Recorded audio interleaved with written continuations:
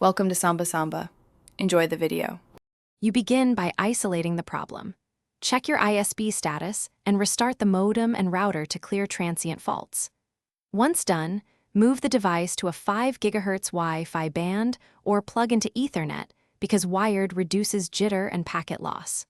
Also close background apps and enable game mode on your phone so the game gets CPU and network priority. Make sure to note when drops happen, peak times, or specific servers, as that guides the next troubleshooting steps.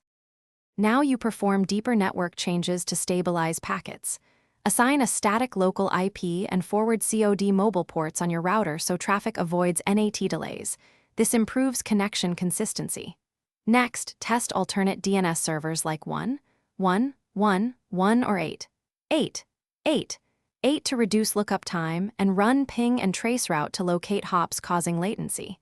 If you see fragmentation, lower MTU to roughly 1,400. Finish by verifying the device and server settings.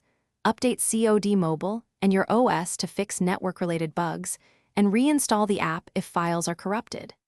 Then change or reselect your in-game server region and test matchmaking to find a more stable route.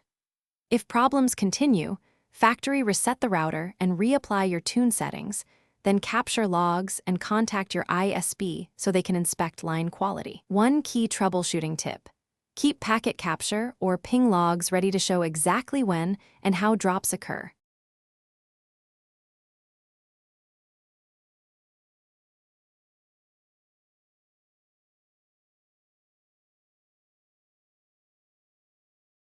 Thanks for watching. Consider subscribing if we helped you.